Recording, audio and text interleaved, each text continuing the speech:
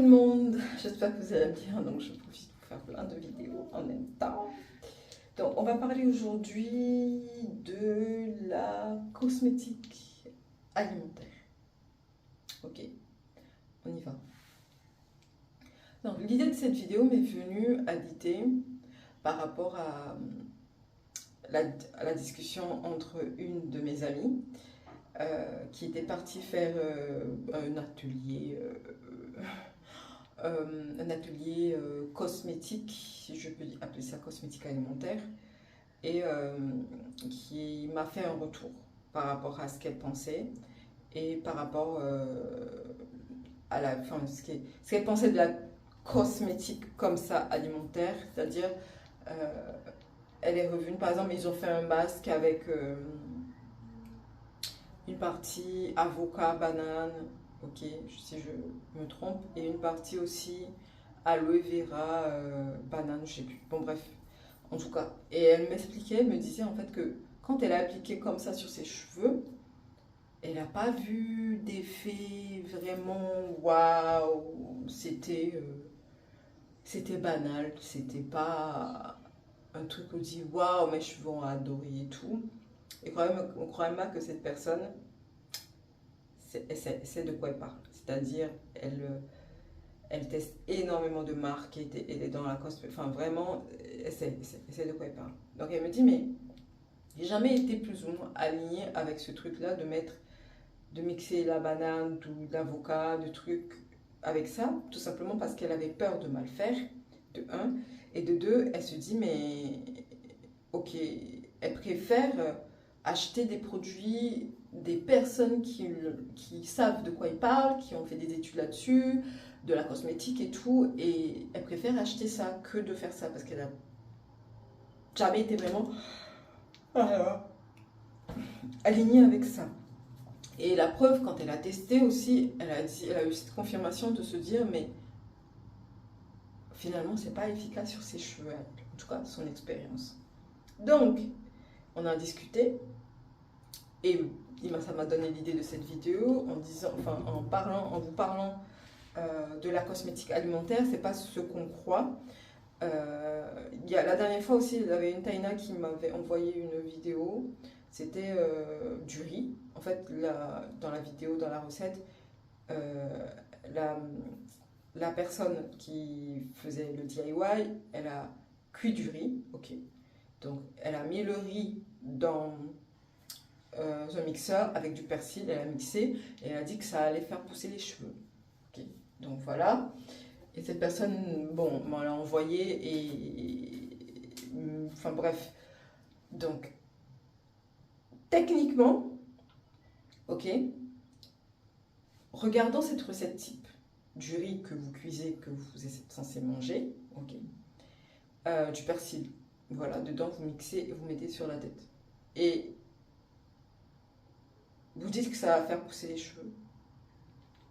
Je sais pas.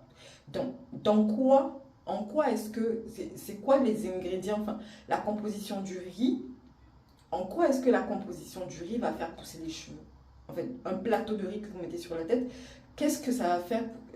Pourquoi un cheveu pousse? Ok, pour stimuler le bulbe, il faut que les molécules que vous appliquez sur la tête puissent rentrer dans le derme, parce que le bulbe, il est situé au niveau du derme. Au niveau de la peau, vous avez plusieurs couches. Vous avez l'épiderme, le derme et l'hypoderme. Okay, l'hypoderme, c'est ce qui est le plus profond. Donc le bulbe se situe en général au niveau du derme. Donc un plateau de riz avec du persil, vous pensez sincèrement que ça va pénétrer, vous allez appliquer sur la tête et aller pénétrer, ça va pénétrer au niveau du bulbe et stimuler? Dites-moi, hein.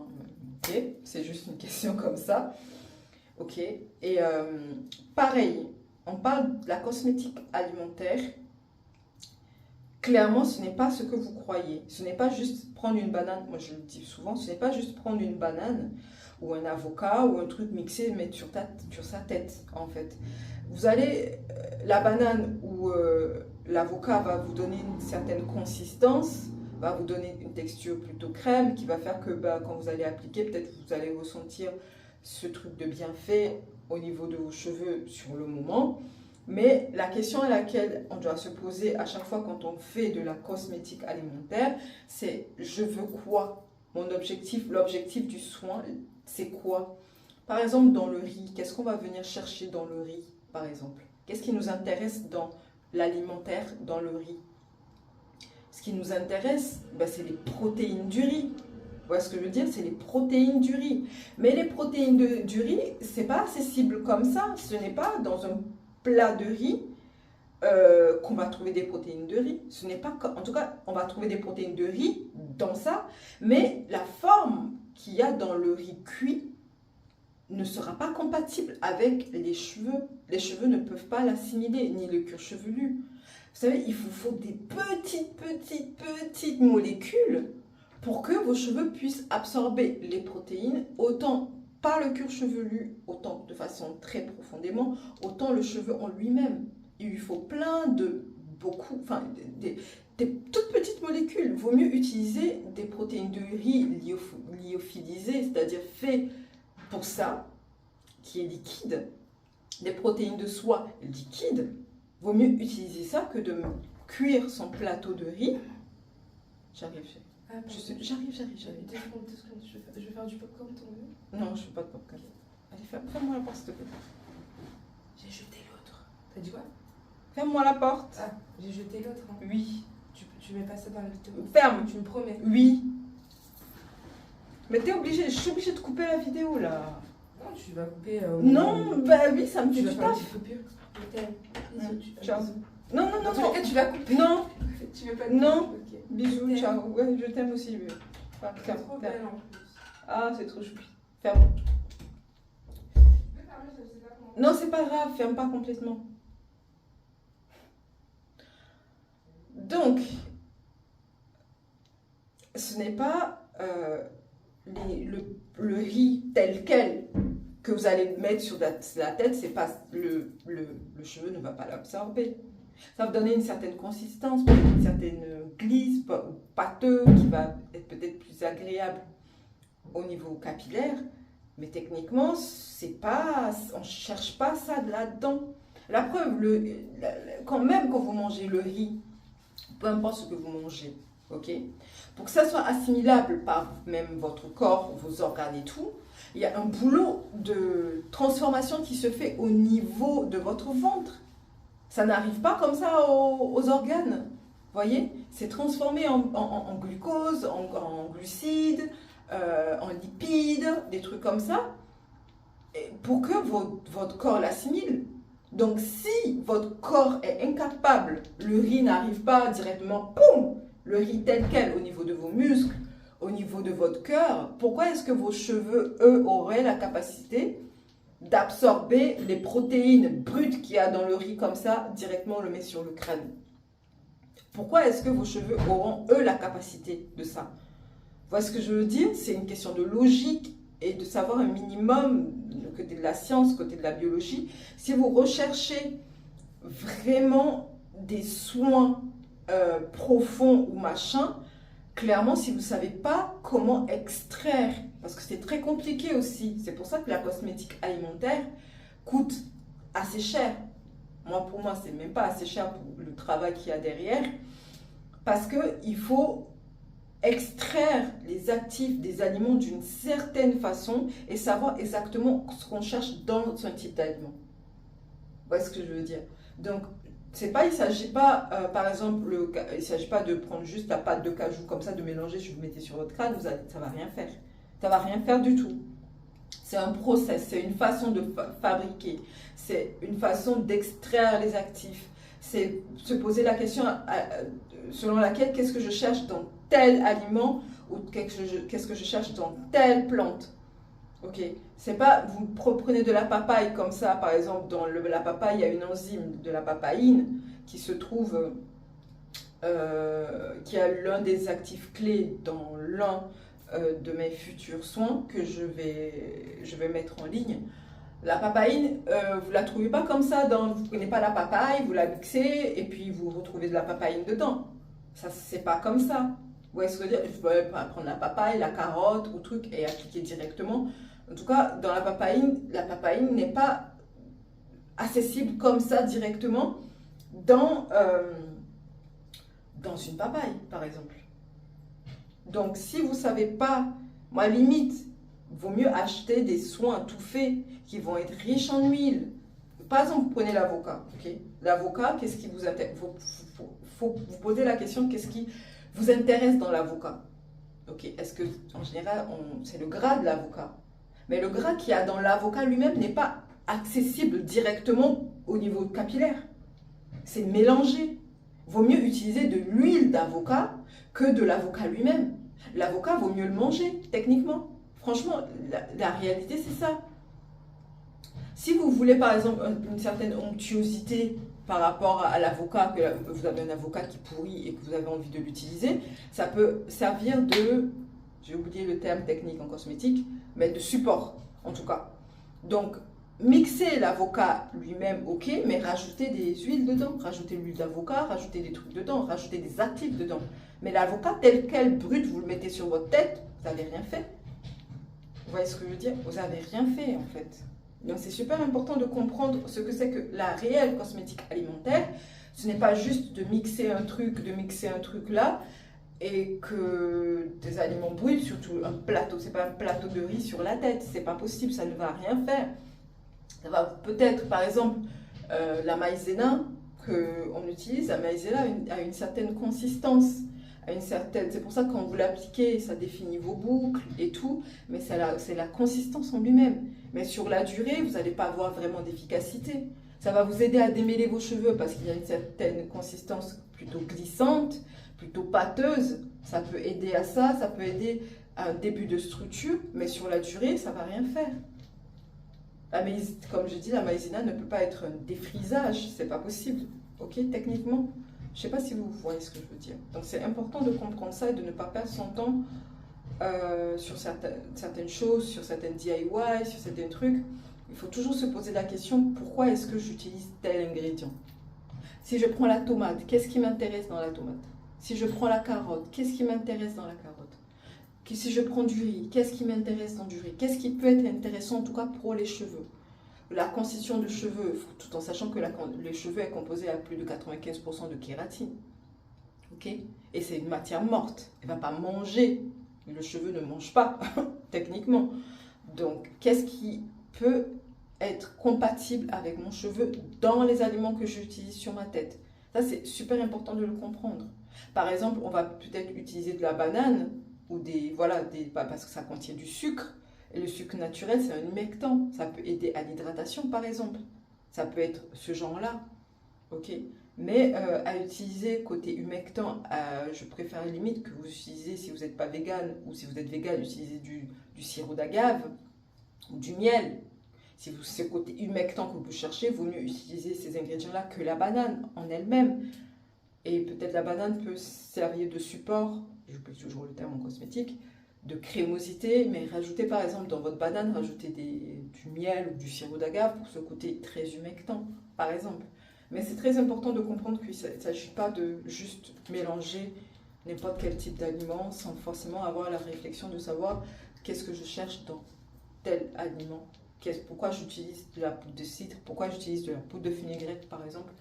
Comprendre ça, quand on comprend ça, on sait exactement pourquoi on fait des choses. Et c'est important de comprendre pourquoi est-ce qu'on fait des choses.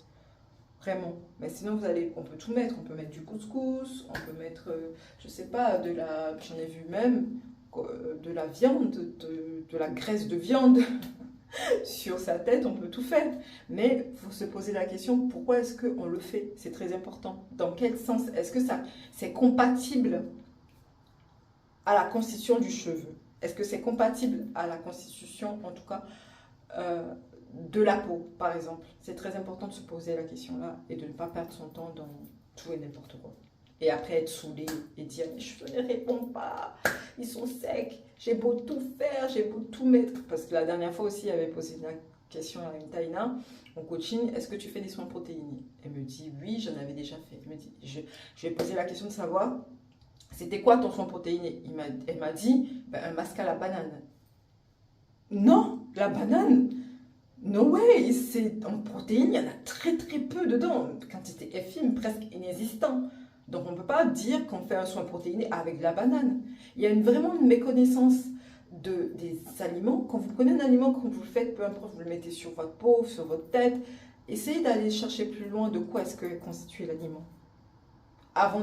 Voilà, avant de faire votre soin, l'objectif du soin, et aller chercher les aliments vraiment qu'il faut et comment, voilà. Si vous ne savez pas faire tout ça, vaut mieux prendre un soin classique, même du marché, du supermarché, j'en sais rien, faut éviter quand même, bon, bref, et essayer de l'améliorer avec des huiles ou avec des trucs que de mettre des aliments comme ça sur la tête. Franchement, clairement. Parce que la cosmétique alimentaire, ça n'a rien à voir avec mettre les aliments bruts sur la tête. Rien à voir. C'est tout un art, c'est tout un environnement, c'est plein de trucs. C'est pour ça que c'est aussi efficace. C'est qu'on va chercher des actifs, mais vraiment ciblés là-dedans. Et on essaie d'avoir les plus petites molécules possibles pour que ça puisse être assimilé par les cheveux, tout simplement. Sur ce, au TEP. Si vous avez des questions, n'hésitez surtout pas. À très bientôt. Je ne me suis même pas présentée. Au TEP pour les nouveaux. J'espère que vous allez bien. Alors, je m'appelle Idike, je suis créatrice de la marque Ta Renaissance. Alors, Ta Renaissance est vraiment un concept qui est dédié à la femme noire, à l'homme noir, au bien-être de notre communauté dans sa globalité. Mais c'est avant toute chose des programmes, des soins alimentaires spécialement formulés pour les cheveux afro-texturés. Surtout pour régler différents types de problématiques. Souple, ça tombe de côté. Bon, ça, j'ai fait le cajou. Nous sommes samedi soir. J'ai pas hydraté. J'ai hydraté juste 2 fois. Je devais encore hydrater aujourd'hui, mais je ne l'ai pas fait. Bon, voilà à quoi ressemblent les cheveux. Voilà à quoi ressemblent les cheveux. Voilà à quoi ressemblent les cheveux.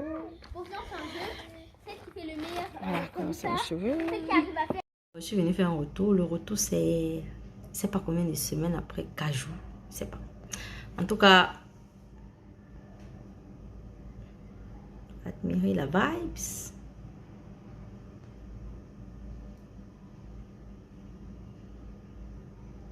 Admirez, admirez.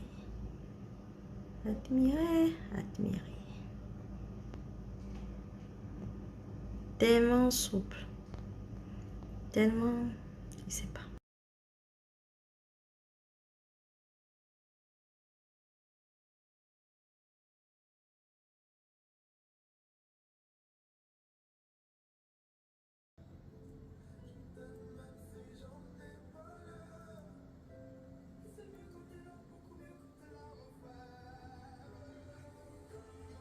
On a fait le soin quand, David? Il y a 2 jours. 2 jours, hein.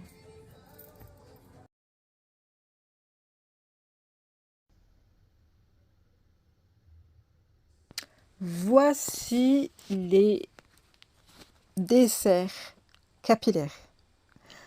Alors, le numéro 1, le flanc chic taille, le révélateur de boucle, le shampoing crémé citrus. Ensuite, nous avons le white chocolate et nous avons le sweet. Regardez-moi comment c'est gourmand. Tout ça là, c'est de la gastronomie pour nos cheveux. Et le sweet milky taille, le dessert, vraiment, c'est un dessert pour les cheveux. Tout ça sur tarenaissance.com.